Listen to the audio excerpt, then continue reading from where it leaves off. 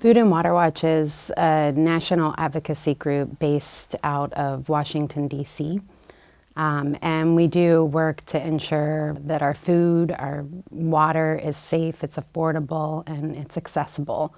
We have done a lot of work around the corporate control and manipulation of our food system, and issues like we've worked to stop water privatization. We've worked on factory farming issues, and one of the major issues that we've been working on is fracking. We were actually the first organization that is a national organization to come out for a ban on fracking. Back in 2009, the energy industry was moving away from coal and moving into more oil and gas drilling. We learned more and more about fracking and just became more alarmed that it was a real threat to our water, our surface water and our groundwater. A lot of our work in Ohio focuses around fracking and some food issues, but that's the major chunk of our work here in Ohio.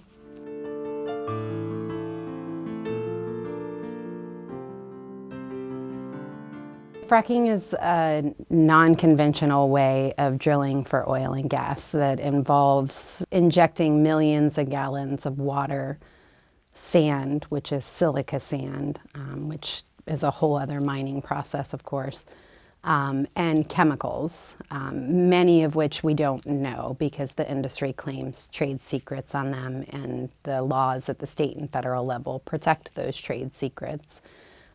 What we do know is pretty alarming. And they inject this mixture of water, sand, and chemicals into targeted deposits. So it's tight oil deposits, shale formations that are much deeper than they have been drilling conventionally under extremely high pressures in order to open up pockets of oil and gas. The process is threatening our water supplies, drinking water, surface waters, groundwaters. It's threatening our air quality. The big issue is that it's threatening our climate. When this controversial drilling process first was becoming more and more prolific, a lot of people looked at it, politicians and organizations looked at it as a bridge fuel that would help us move away from the more climate-intensive fossil fuels. But now that we've learned more and more about the emissions,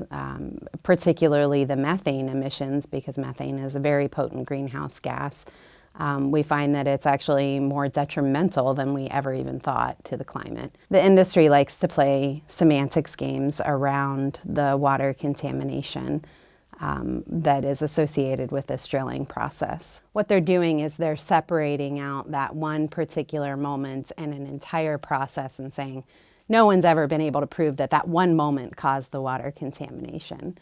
But in fact, there have been many high-profile cases of water contamination.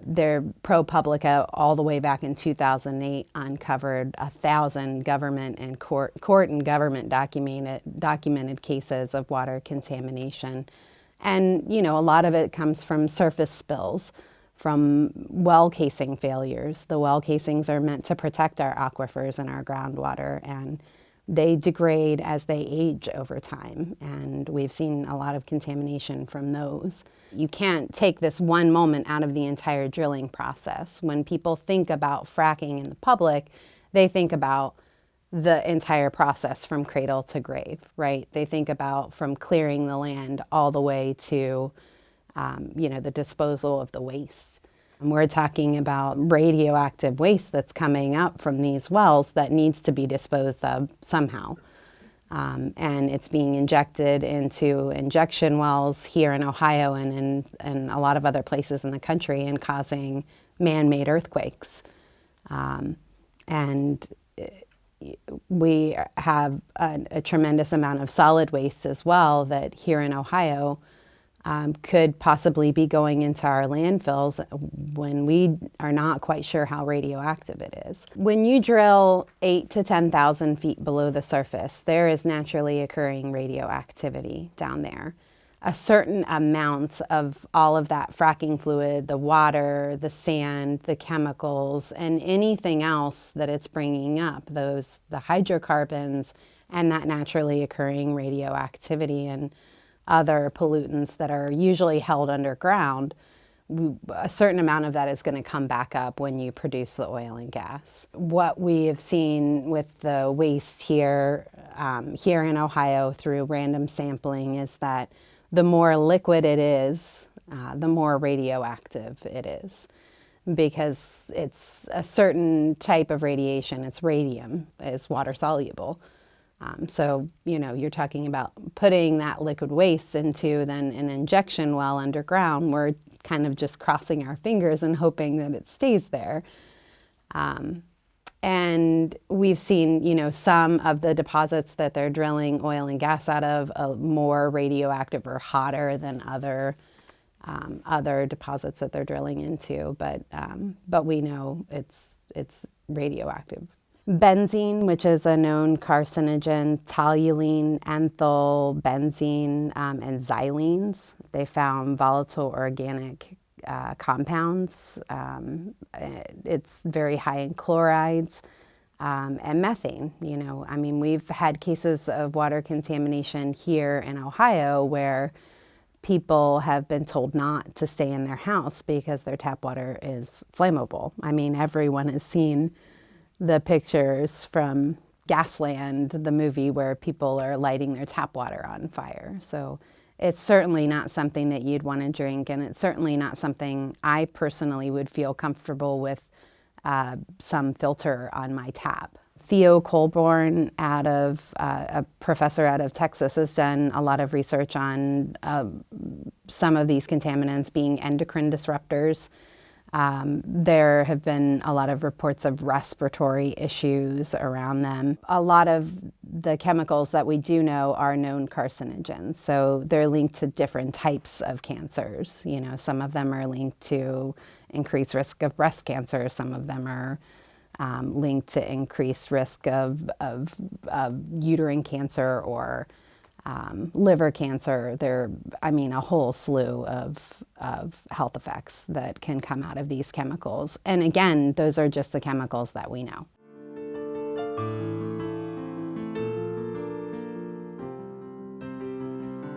We've heard a story here out of Ohio where there was a very small community, a very poor community.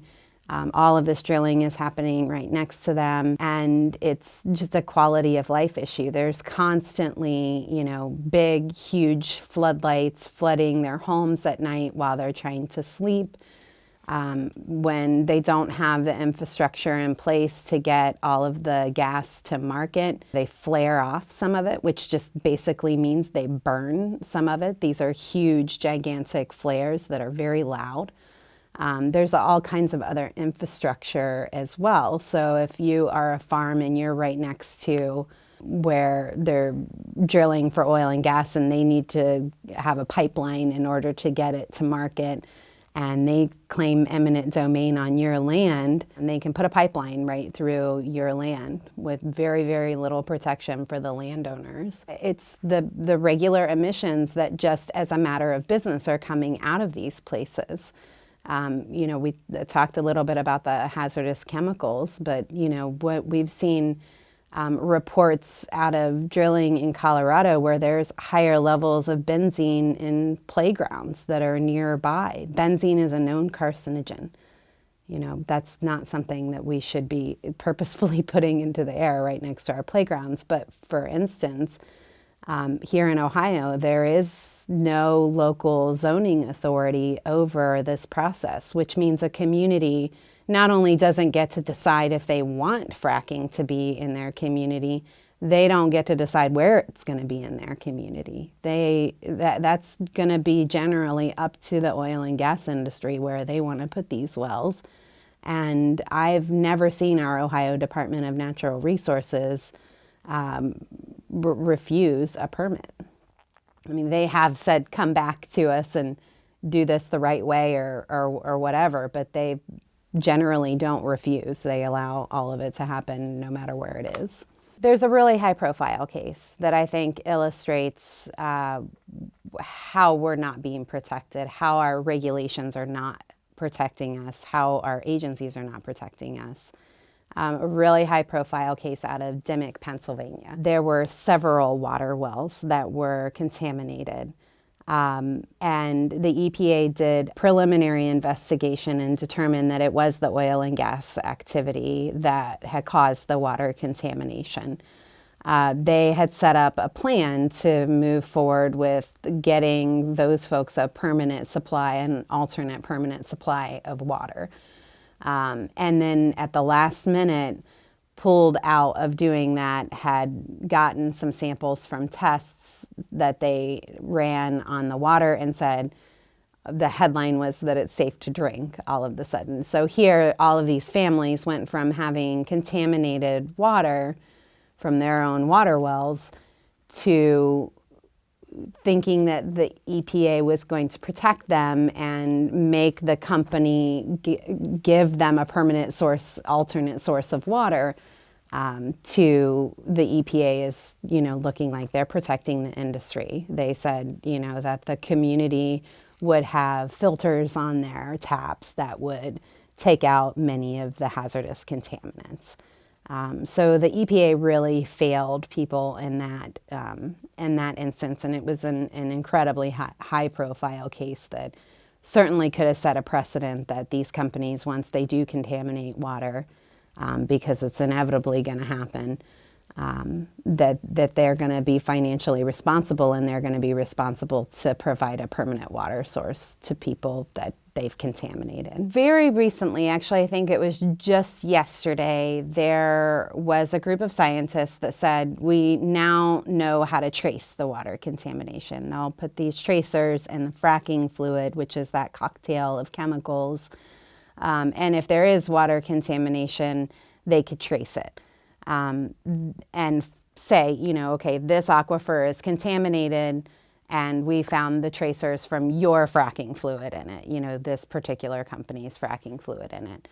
But there are no enforceable laws to make them do that, for one. Our legislators generally are sort of captured by the industry, so the will to even put those kind of regulations in place really has got to come from demands from the people. And then it would have to be enforceable in some way. So theoretically, this could happen, but it would have to be, at this point, it'd have to be by cooperation of the industry itself. And I don't really see that happening.